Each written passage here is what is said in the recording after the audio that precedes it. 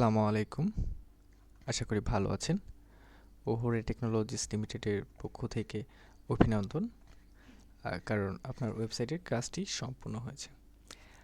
আপনার ওয়েবসাইটটি কিভাবে ম্যানেজ করবেন, এই ভিডিওটি পুরোপুরি মনোযোগ সহকারে দেখলেই তা শিখে ফেলতে পারবেন খুব সহজেই। তো চলুন শুরু করি।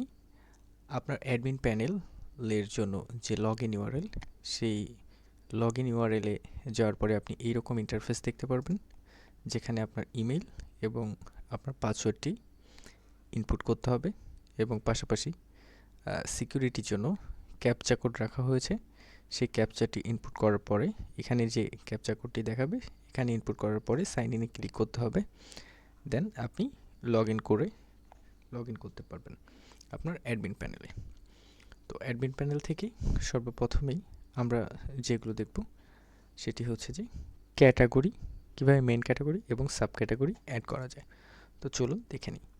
তো আমরা এইখানে ক্যাটাগরি সেটআপ যে অপশনটি রয়েছে, এখান থেকে ক্যাটাগরি অপশনে ক্লিক করব।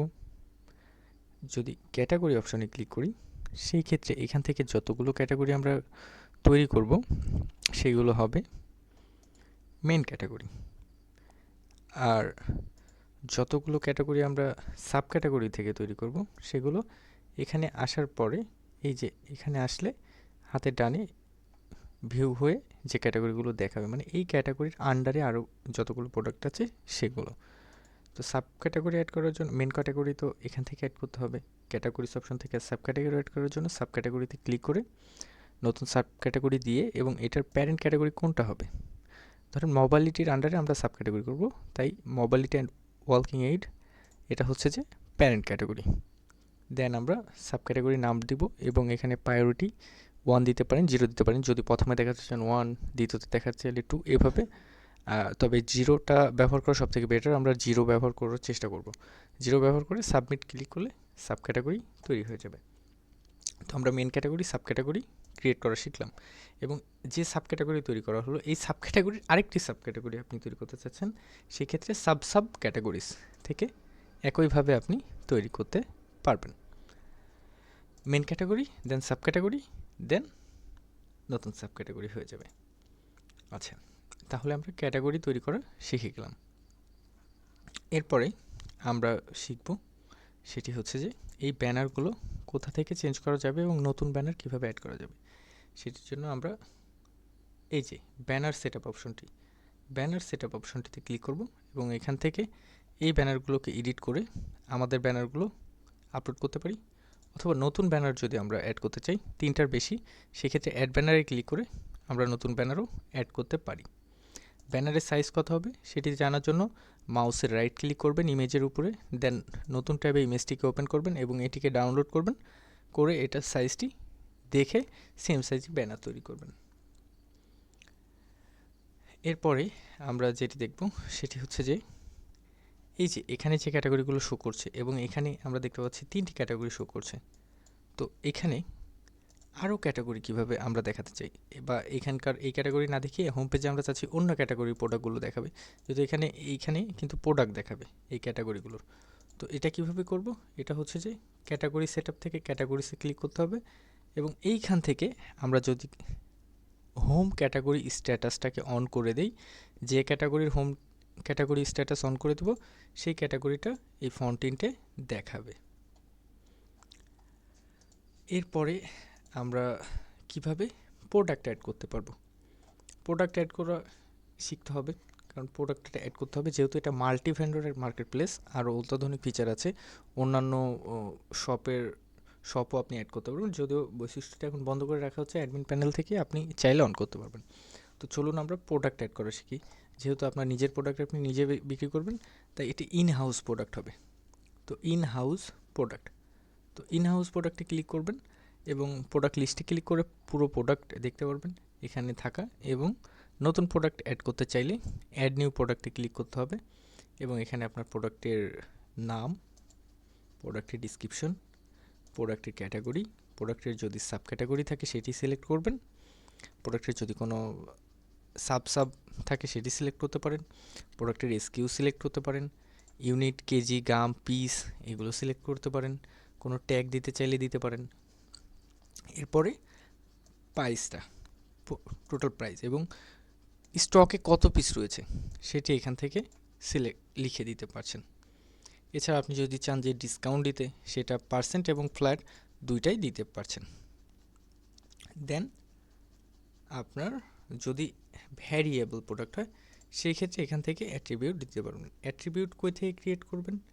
অ্যাট্রিবিউট এই যে প্রোডাক্ট অ্যাট্রিবিউট সেটআপ থেকে কালার, মনে করেন এক্সেল, এম, এল, এছাড়াও কেজি ওয়াইজ, গাম বা ইঞ্চি, এখান থেকে এগুলো আর কি সেট আপ করতে পারবেন অ্যাট্রিবিউট থেকে, যেগুলো এখানে শো করবে। তো সেটাই করবেন, মানে সেট আপ করতে পারবেন প্রোডাক্ট অ্যাট্রিবিউট অপশন থেকে, কালার ভ্যারিয়েশন যাই হোক।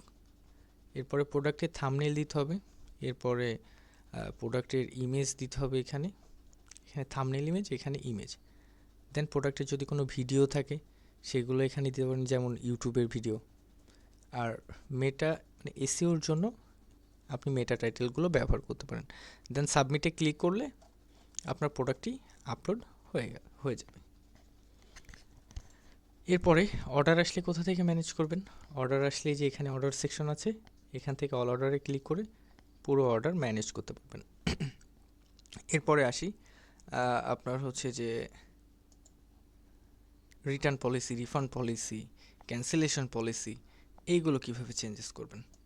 তো এটার জন্য আমাদের চলে আসতে হবে বিজনেস সেটআপ, বিজনেস সেটআপ থেকে বিজনেস সেটিং।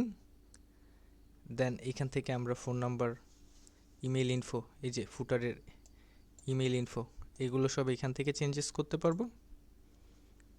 এরপরে আমরা দেখব যে রিফান্ড পলিসি, রিটার্ন পলিসি কই থেকে চেঞ্জ করবো, যেগুলো ইম্পর্টেন্ট। সেটার জন্য বিজনেস সেটিং, সিস্টেম সেটিং এবং সরি এটার জন্য যদি রিটার্ন রিফান্ড পলিসি পেজগুলো চেঞ্জ করার জন্য আমাদের পেজেস থেকে সরাসরি বিজনেস পেজেসে চলে যেতে হবে। পেজেস অ্যান্ড মিডিয়া থেকে বিজনেস পেজেসে যেতে হবে।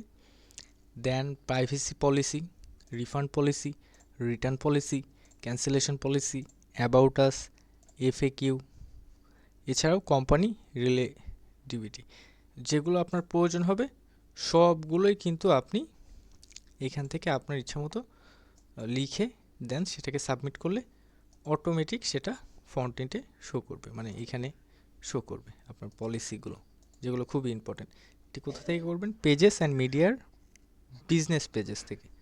সোশ্যাল মিডিয়া লিঙ্কগুলো এখান থেকে চেঞ্জ করতে হবে। আপনার বর্তমান সোশ্যাল মিডিয়ায় যেগুলো দিয়েছেন লিঙ্কগুলো, সেগুলো আমরা এখানে সেট আপ করে দিব।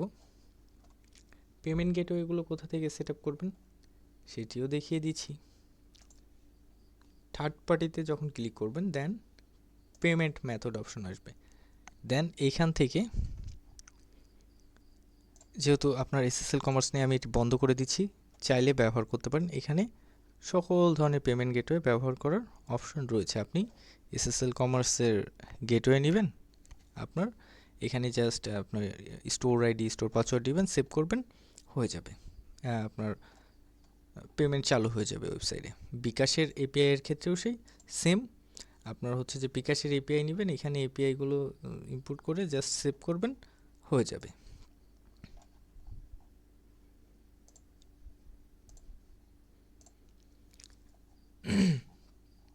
এরপরে আসি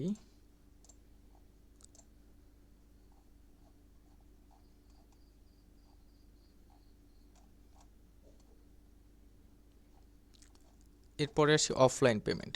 অফলাইন পেমেন্টগুলো যে এখান থেকে ম্যানেজ করতে পারবেন, মানে এখানে আপনার ফোন যে পেমেন্টের ডিটেলস সেগুলো আমরা সেট করে দিব, আর এখান থেকে আপনি আপনার অফলাইন পেমেন্টও ম্যানেজ করতে পারবেন। এছাড়াও এমপ্লয়ি ম্যানেজ করতে পারবেন, এমপ্লয়িগুলো এখান থেকে অ্যাড করে এমপ্লয়ি ম্যানেজ করতে পারবেন। এছাড়াও আপনার ডেলিভারি ম্যানেজ করতে পারবেন, ভেন্ডরের তথ্য এখান থেকে দেখা যাবে, কাস্টমার লিস্ট এখান থেকে দেখা যাবে, অর্ডার রিপোর্ট, প্রোডাক্ট রিপোর্ট, এছাড়াও সেলস অ্যান্ড ট্রানজ্যাকশনের রিপোর্টগুলো, এছাড়াও সাপোর্ট টিকিট যদি কাস্টমার ওপেন করে বা আপনাকে সরাসরি ইনবক্স করে সেগুলো, অ্যানাউন্সমেন্ট এখান থেকে দেখতে পারবেন, নোটিফিকেশানগুলো, পুশ নোটিফিকেশান সিন করতে পারবেন, অফার যেমন কুপন, ফ্ল্যাশ ডিল, এগুলো এখান থেকে সব কিছু মার্কেটিংয়ের জন্য ব্যবহার করতে পারছেন।